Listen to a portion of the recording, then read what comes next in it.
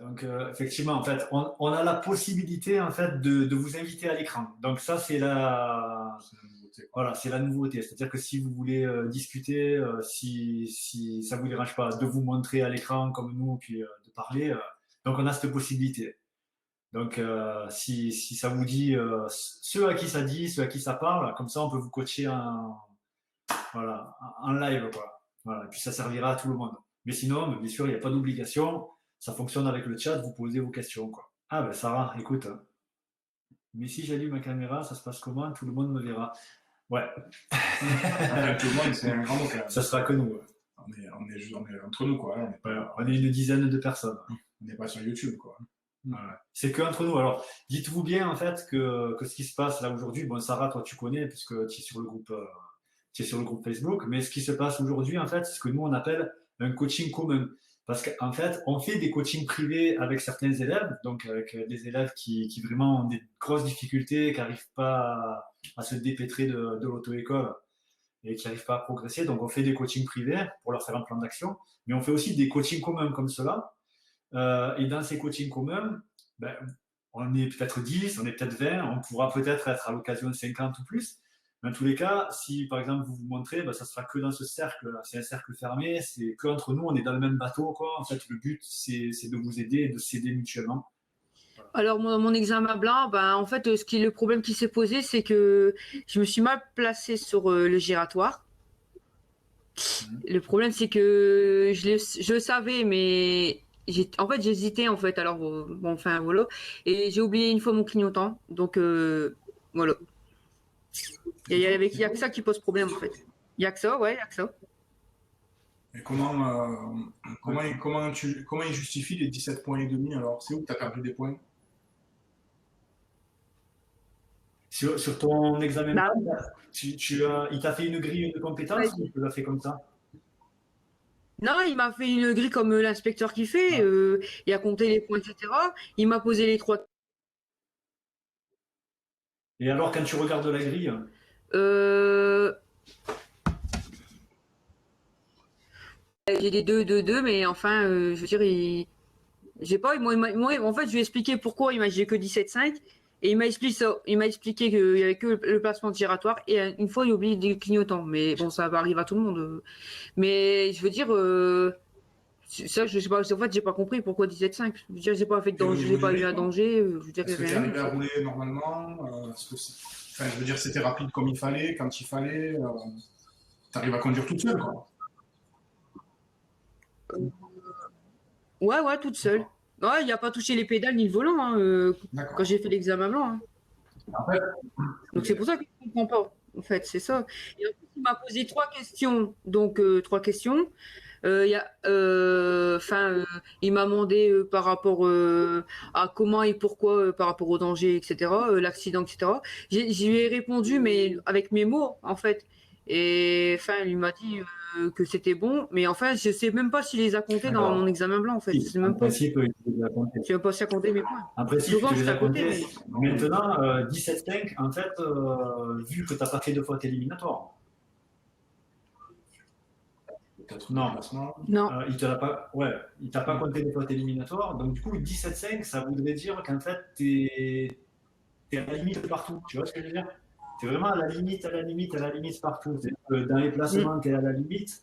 Dans la gestion de l'allure, tu es à la limite. Dans la gestion de la voiture, tu es à la limite. Est-ce que toi, tu te sens comme ça, Emmanuel, ou pas du tout? Bah, pour moi, je me sens bien. Moi, je me sens bien. Je me sens capable, moi. Pour moi, je me sens capable. Maintenant, après, mon moniteur me dit que non. Mais, enfin, après, je pense que c'est Ouais. lui plus le spécialiste que moi. Mais Il enfin, doit moi, pas, je en me fait, sens il doit prêt. pas t'expliquer, je pense, assez ce qu'on attend de toi, je pense, Oui, c'est ça le problème. à l'examen. Parce que c'est vrai que des fois, certains élèves, en fait, se sentent bien, et déjà, ça, c'est un point positif, donc ça, c'est super, tu vois. Mais on se sent bien, mais en fait, le niveau d'exigence, tu sais, on l'a pas vraiment dans la tête. On ne sait pas exactement ce qu'il faut pour que à l'examen, ce soit bien, tu vois. Alors nous, on se sent bien, on sent qu'on gère, mais on n'a pas la même vision que l'inspecteur qui est à côté, quoi, tu vois. Et c'est ça, en fait, qu'il faut arriver à rééquilibrer. Donc, quand tu vas regarder fais ton bilan de compétences, partout, est-ce qu'il y a des 1? Il y a des 1 ou il y a pas de 1? Non, il n'y a que des deux. D'accord. Il n'y a que des deux. Il n'y a pas de trois finalement. Mm. Voilà. Non, il n'y a que des deux. Il n'y a pas de Toi, 1 tu ni de 3. t'as mis des deux partout. Ça veut dire qu'en fait, tu n'as pas un point fort pour lui. À son avis à lui, il n'y a pas un truc où tu es vraiment super forte, quoi, tu vois, où tu gères bien le truc. Mais il y a tout qui passe à peu près, et puis finalement, à la fin, donc, ça fait pas assez de points. Donc, ce qu'il faut que tu fasses, en fait, c'est là, effectivement, il faudrait par exemple que tu prennes une heure ciblée. C'est-à-dire que avec ton moniteur, tu dis, tiens, ça, c'est moyen. Ok, pendant une heure, tu me fais travailler ça à fond parce que je veux que ce soit bon. Je veux pas être dans les deux, je veux être dans les trois. Parce que quand tu vas à l'examen, tu dois viser les trois, même si après tu as des deux, mais tu dois viser le trois tout le temps. Tu vois ce que je veux dire? Un moniteur, il ne peut pas, tu sais, je crois que c'est ce que je te disais dans le groupe, je ne sais plus si c'est à toi ou à quelqu'un d'autre. Un moniteur, il n'est pas là pour constater des erreurs. Et c'est valable pour tout le monde. Hein. Constater des erreurs, c'est le boulot de l'inspecteur. Le moniteur, il est là pour constater une erreur, mais il faut qu'il t'explique pourquoi, comment ne pas faire l'erreur. Il faut même qu'il te montre comment il faut faire pour faire bien, pour qu'ensuite, toi, tu te serves de tout ça pour ne plus faire ton erreur. Parce que si c'est juste de te dire, voilà, tu arrives trop vite à la sortie de la voie de décélération, c'est pas le travail du moniteur. Le travail du moniteur, c'est ce que je te disais dans les messages, c'est de te dire, attention, ton regard, il n'est pas placé suffisamment loin, tu ne freines pas assez au début, et c'est pour ça que tu arrives trop vite. Tu comprends la différence? C'est pour ça que si tu n'as pas ça avec ton moniteur, il ne faut pas que tu aies peur d'aller voir un autre Non, moniteur. j'ai pas ça. Eh ben, il ne faut pas que tu aies peur d'aller voir un autre moniteur ou une autre monitrice pour trouver ça. Pour trouver ça. Parce que tant qu'on n'est pas dans le pourquoi et dans le comment, on n'est pas dans une logique de progression. Et... Alors tu vas progresser parce que tu n'es pas bête et tu vas tirer tes propres conclusions toute seule et tout ça. Mais normalement, c'est au moniteur de t'expliquer. C'est pour ça qu'un bon moniteur, il va te raccourcir tous ces schémas psychologiques que tu fais dans ta tête en te posant les bonnes questions au bon moment, etc. Mais si c'est juste pour dire oh, là, c'est pas bon, non, là, tu n'as pas besoin d'être moniteur. Tu mets 30 euros de gasoil avec ton mari et vous tournez pendant 4 heures. S'il a le permis, il va te dire c'était pas bon. Hein. Un moniteur, il va t'expliquer pourquoi. Mais bon, enfin, à chaque fois que j'ai heure avec lui, je stresse comme une feuille. Je me dis, qu'est-ce qu'il va encore me dire? Qu'est-ce qu'il va encore me raconter? Vous voyez, c'est pas. Ouais, je comprends. Je perds Alors, je perds d'un pour rien, côté, en fait, parce que je ton les petit perds, moi, frère, ces heures-là. Mais non, mais les heures que je prends, je les paye à 39 € l'heure. Je suis désolée, mais je le dis le prix, je m'en fous. Mais voilà, quoi, je veux dire, je prends des heures, je prends des heures, je prends des heures. C'est bien beau de payer, mais moi, je voudrais progresser, vous voyez. Pas rester à ouais, rien faire, rester au ouais, même niveau. c'est le Ça but, sert à hein. rien. On paye dans le vent. C'est le but. Mais tu sais, parfois, ça peut arriver de faire des heures de conduite et de ne pas progresser. Ça arrive, hein, tu sais, des fois, on a des élèves pendant 4 5 heures, on stagne, hein. Sauf que ils savent exactement ce qu'ils font et pourquoi ils le font. Et ça change tout. Parce que, Ouais. ok, j'y arrive pas. On essaye, j'y arrive pas. Mais au bout de 3 4 heures, boum, ça y est, j'y arrive et je sais que j'ai passé un cap.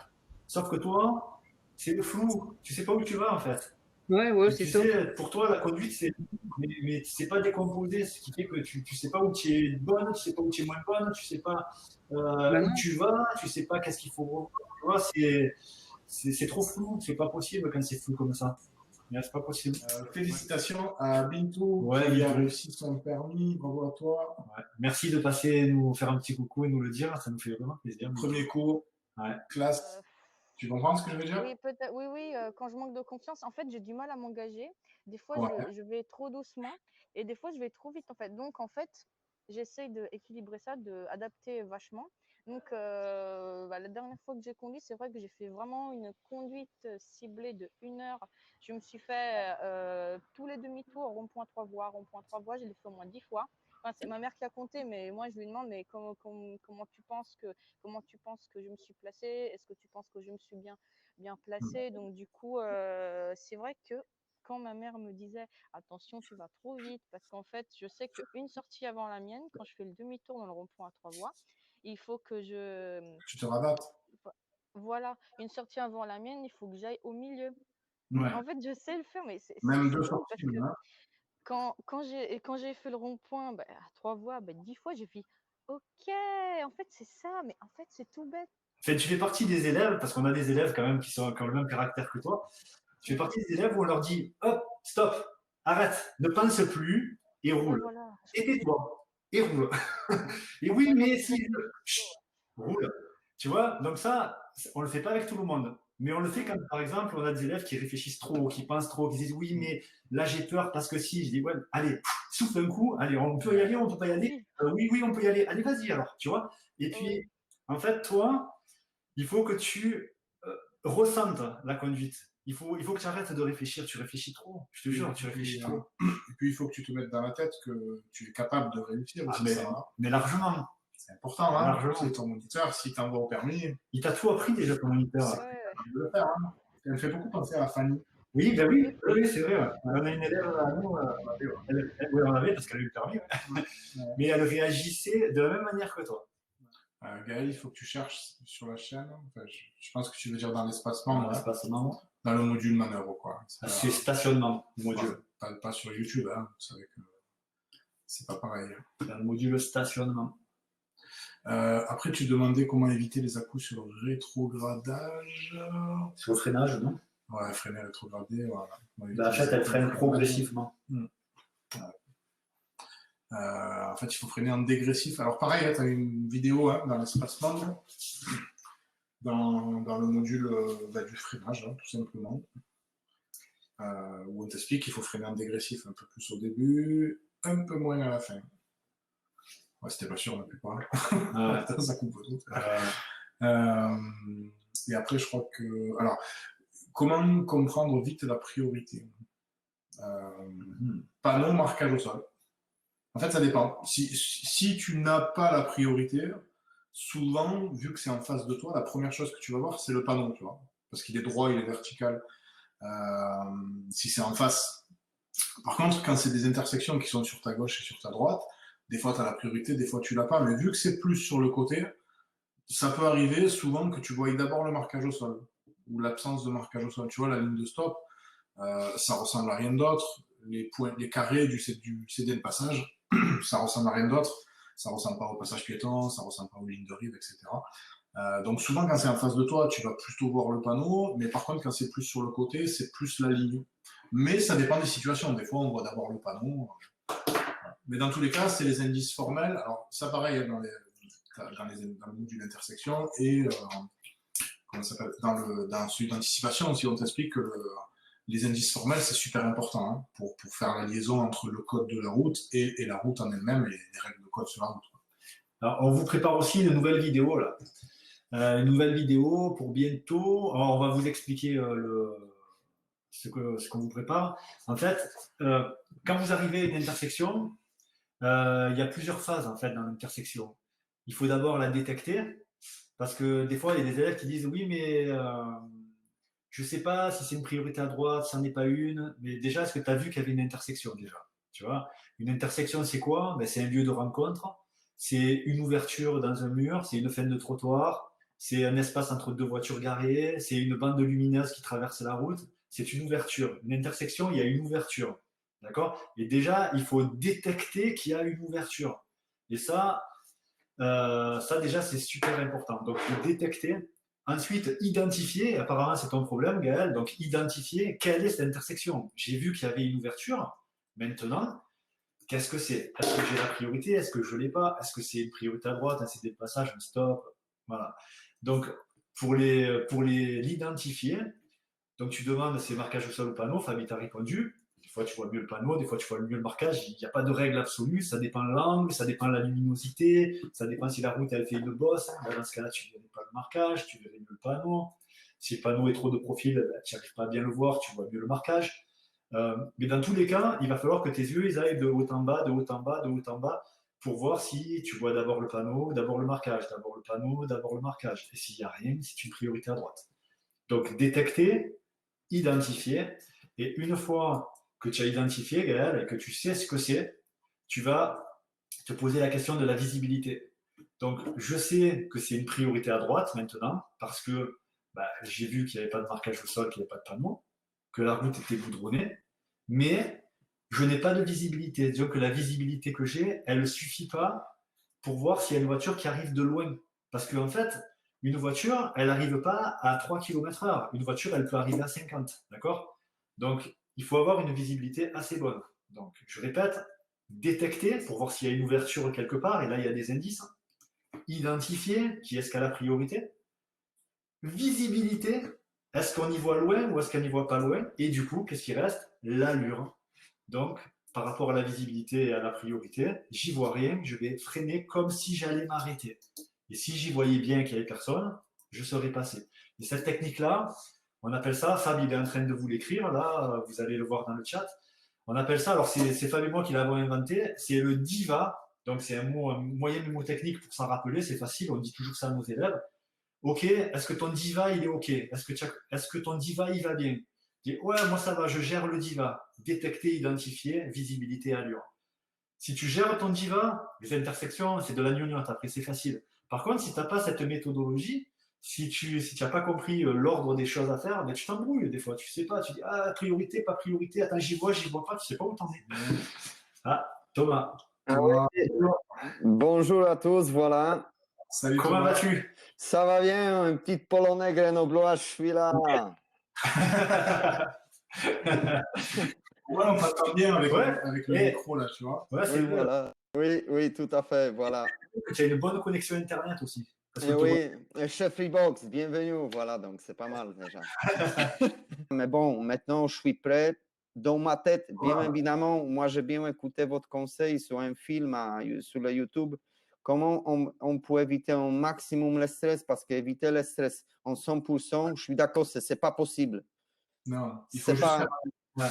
Il faut le gérer, mais il ne faut pas essayer de ne pas en avoir. Au plus tu vas essayer de ne pas stresser, au plus, si le stress vient, tu vas stresser. Parce que ça va te perturber de voir que tu stresses alors que tu ne voulais pas stresser. Donc, il faut l'accepter. Il faut te dire, OK, j'accepte de stresser, c'est naturel. Tout le monde stresse. Donc, ben, si je stresse au permis, je serai juste comme tout le monde. OK, je vais stresser, je vais transpirer, je vais trembler. Et je vais faire avec. Je vais respirer, je vais faire mon taf. Tu vois, il faut vraiment que tout à fait, parce que... Voilà, donc excès de vitesse, vitesse excessive, petite explication. Donc tu as écrit ce qu'il fallait. Ouais. Ok, disons qu'on peut être en vitesse excessive sans forcément être en excès de vitesse. C'est un exemple concret. Ouais. Alors, je te donne un exemple et tu me dis, d'accord? Alors, je suis en ville, c'est limité à 50. J'ai marqué tout à l'heure. Ah, tu l'as marqué? C'est pas grave. Voilà, j'ai marqué exactement un autre exemple. Alors, je suis en ville, c'est limité à 70 parce qu'il y a des portions de ville qui sont limitées à 70. Ok. Mais je vois par exemple au loin, le long du bord de la route, un groupe de jeunes qui sortent du lycée et qui marchent le long du trottoir. Ils sont sur le trottoir, c'est limité à 70. Donc je fais pas d'excès de vitesse. Je fais pas d'excès de vitesse. D'accord, on peut pas te flasher. Je suis pas dans mon tort. Non, mais pourquoi tu veux que je roule plus doucement? Parce qu'il y a une zone de risque, quoi. Voilà, une zone de danger, donc tu peux ralentir, quoi. Donc je suis en excès de vitesse. Non. Si je passe à 70. Non. Bon alors je suis en vitesse excessive. Voilà. Ok. Donc je suis pas en excès de vitesse parce que je dépasse pas le panneau, mais je suis en vitesse excessive parce qu'il y a un danger potentiel et que ces jeunes qui marchent le long de la route, on sait jamais, ils peuvent se bousculer, rigoler, il y en a un qui peut tomber. Bref, il faut toujours imaginer des trucs un peu comme ça, être légèrement parano, légèrement. Hein. Mais du coup, tu vas passer à combien alors? Bah, ça va dépendre. Ça va, c'est pas écrit quelque part. Ça va de 69 à 0. D'accord. Ça va dépendre. Au fur et à mesure de ce qui se passe. Ouais, puis là, il y a l'allure, après il y a une distance. Tu vas pouvoir te décaler, tout ça.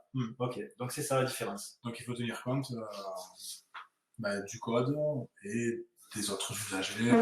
D'ailleurs, c'est dans les consignes de l'examen. Hein. L'inspecteur dit vous roulerez dans le respect du code et dans le respect des autres. Si vous regardez les vidéos, tout ça, regardez bien les vidéos de votre niveau. Tu vois, Monique ne va pas aller chercher des vidéos sur la voie rapide et tout ça. Regarde des vidéos de la maîtrise de la voiture, etc. Le frein, la voie et tout ça.